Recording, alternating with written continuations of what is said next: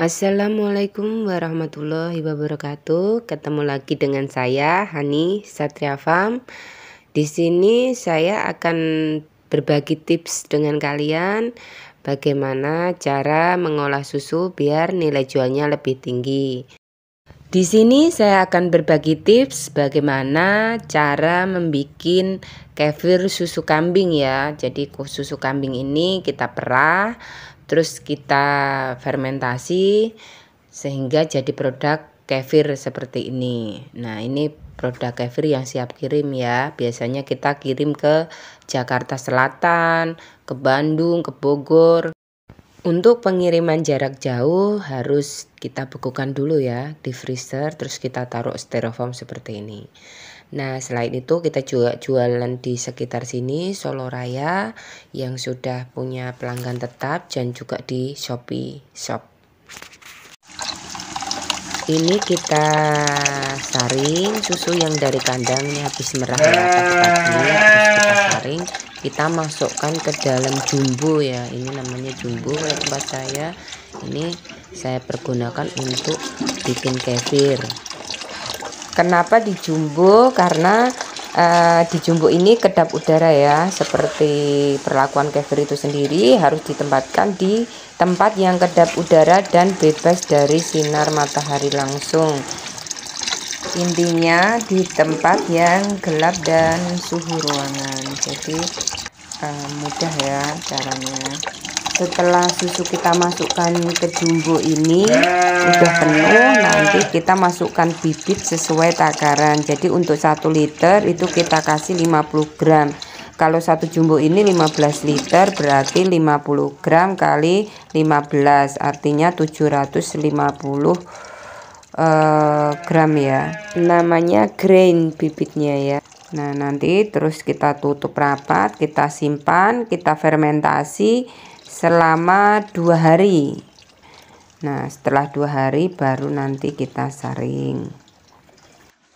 Penyimpanan kefir kita simpan di suhu ruang ya. Biasanya kalau toplesnya transparan kita simpan boleh di almari, atau mungkin yang nggak punya almari karena udah penuh dengan baju bisa disimpan di kardus yang bersih. Nah, ini suhu udaranya yang dibutuhkan itu sebesar 30-40 derajat Celcius ya. Jadi ya umumnya 35 gitu. Itu tempat yang bagus untuk perkembangan bakteri kefir. Nah, ini kefir yang sudah difermentasi 2 kali 24 jam atau 2 hari ya. Ini udah menggumpal. Ini yang bagian atas itu namanya curd, yang bagian bawahnya bening itu namanya whey. Nah, ini kita aduk jadi satu seperti ini sehingga curd sama whey-nya jadi satu. Kebetulan kita memang bikinnya kefir yang ada campuran curd sama whey-nya. Kita aduk begini supaya lebih mudah ya nanti pas penyaringan, karena kalau tidak itu kita agak sulit. Jadi nanti yang cair terlalu cair dan yang kental terlalu kental. Jadi kita aduk seperti ini dulu biar tercampur. Kecuali kita ada pesanan misalnya Mbak minta beli whey, nah itu kita ambilkan dulu pakai keran itu tadi, kita ambil whey-nya. Atau mungkin kita kebutuhannya misalnya untuk bikin masker kefir, nah kita ambil curd-nya aja, bagian atasnya aja. Ini peralatan yang kita gunakan, kita pakai tempat sayur ya itu, tapi yang ujungnya lancip biar nanti kita mudah memasukkan ke dalam botol. Jadi sekalian corong gitu ya, nggak perlu corong gitu. Nah, ini kita juga perlu spatula kayak gini nih, sendok sayur ya. Ini yang panjang yang bisa menjangkau sampai bawah untuk ngaduk kefirnya tadi. Nah, ini kita sebelum disaring kita aduk terus ya. Jadi setiap mau ngambil kita aduk dulu seperti ini. Kita aduk pelan-pelan sampai tidak menggumpal lagi, karena kalau didiemin kadang ngumpul lagi gitu. Tujuan pengadukan itu agar kurd sama W-nya seimbang ya. Jadi bukan, kalau nggak diaduk nanti yang pertama itu kefirnya agak kental, nah yang terakhir itu kefirnya jadi lebih encer, jadi bening gitu ya. Jadi nanti biasanya kurdnya itu biar seimbang antara bagian atas dan bagian bawah setelah habis nanti. Setelah semuanya siap, semuanya sudah larut, kita mulai nyaring ya. Jadi kita ambil perlahan-perlahan seperti ini, malah tumpah. Nah ini kita ambil dikit-dikit, terus biar nggak tumpah ya, sedikit aja. Jadi kira-kira nggak belepotan kemana-mana ya. Nah diambil gitu. Jadi ini tujuannya diaduk-aduk itu biar kurd sama W-nya ini ya terus tercampur gitu, karena kalau enggak nanti bagian bawahnya nggak ada kurdnya, soalnya pengalaman saya begitu. Nah ini kita putar seperti ini, nah kita ayak seperti ini, diputar-putar ya. Jadi nggak boleh pakai sendok atau pakai spatula, jangan sebaiknya, karena saya pengalaman pakai spatula itu kok bibitnya habis lama-lama, ternyata bibitnya itu larut karena pakai sendok diorak-arik gitu kan, kayak nasi ya bibitnya, jadi lama-lama larut jadi ngikut sama si kefir yang ada di bawah. Setelah tinggal sedikit kita tambahin lagi ya, jadi kita tambahin begitu dan seterusnya sampai nanti ember yang ada di bawah itu kira-kira penuh, baru diisikan ke botol-botol plastik yang sudah kita siapkan.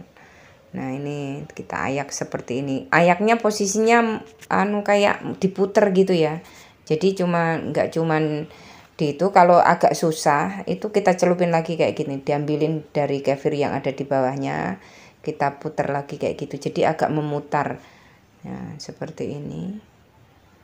Ini kalau udah jangan banyak-banyak ya, jadi nanti kalau bibitnya kebanyakan biasanya juga berat, kita tangannya pegel kalau. Nah ini bibitnya udah kelihatan nih, warna oranye-oranye itu adalah bibit kefir ya. Bibit kefir itu seperti itu, kayak nasi ya, jadi bentuknya bulat-bulat nempel-nempel gitu, itu adalah grain namanya.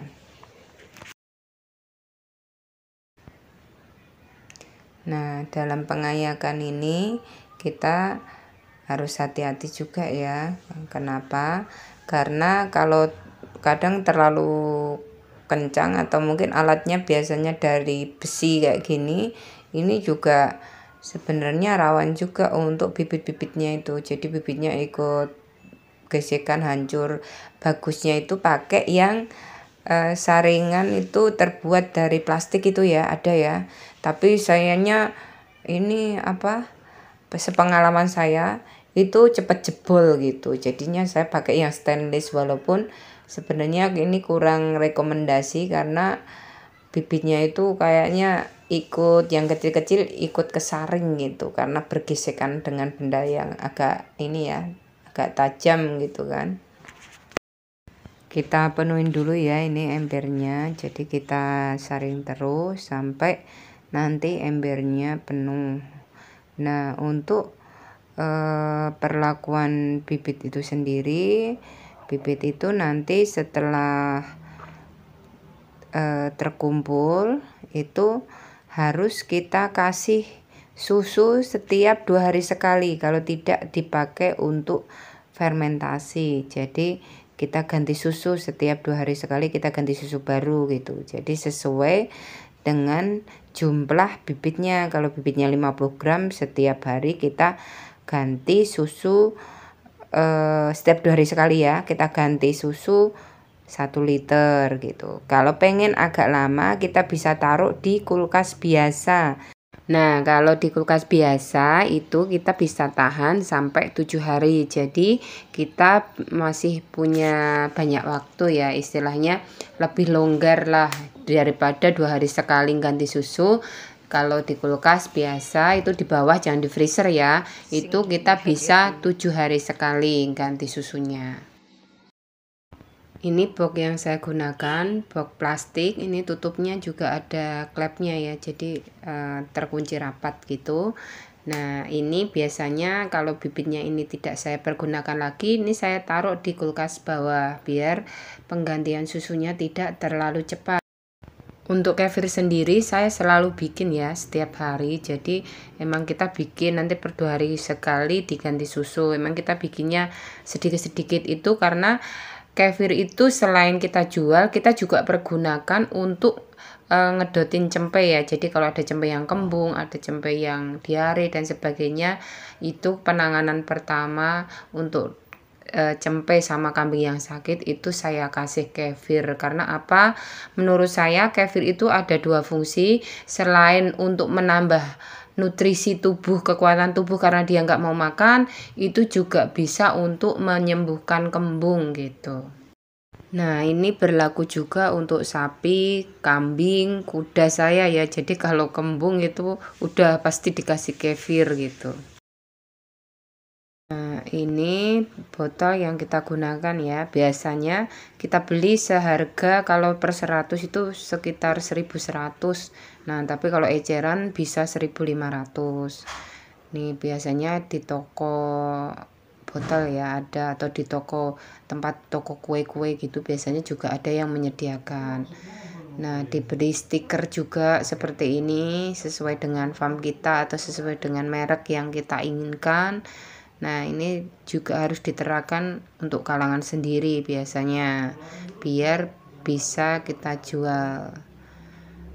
Nah, ini kita tuang ya sedikit demi sedikit, jangan sampai tumpah. Ini takarannya setengah liter ya udah pas. Jadi kalau udah 1 leher itu udah saya pernah coba timbang, itu udah 500 gram. Terus kalau pakai literan juga setengah liter itu pas segitu gitu. Jadi kita takarannya 1 leher itu udah pas.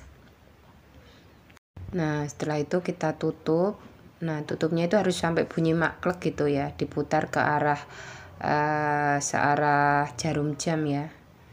Jadi kita putar searah jarum jam, nanti kalau bukanya mau itu baru berlawanan arah jarum jam. Nah, ini juga saya sertakan cara penyajiannya ya. Jadi cara penyajian saya sertakan. Nah, ini yang sudah kita bekukan. Nah, yang udah jadi kita langsung masukkan freezer ya. Nah, ini udah sekitar 1 jam masuk freezer itu udah beku kalau freezer tegak. Nih, nah ini juga ada susu kemasan juga, ini yang labelnya hitam itu kita susu kemasan ya, susu kambing Satria Farm. Nah, sedangkan yang warna ungu itu susu kambing, yang hijau itu kefir susu sapi ya. Ini susu kambing yang 250 ml.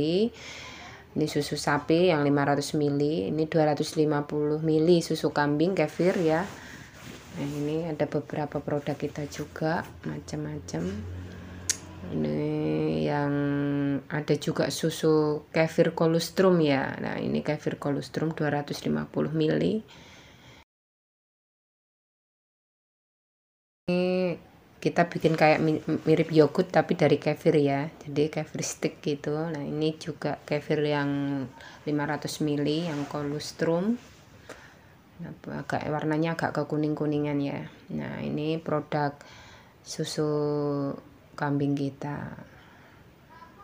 Untuk wilayah Jakarta itu bisa mesen di Buah Segar Manis Jakarta ya, lewat Tokopedia. Nanti bisa diantar lewat Gosen dan sebagainya. Dari saya cukup sekian, semoga bermanfaat. Kalau ada yang mungkin masih ada yang belum jelas, bisa komen di bawah. Kalau mungkin masih ada kekurangan itu murni dari saya. Dan salam Satria Farm.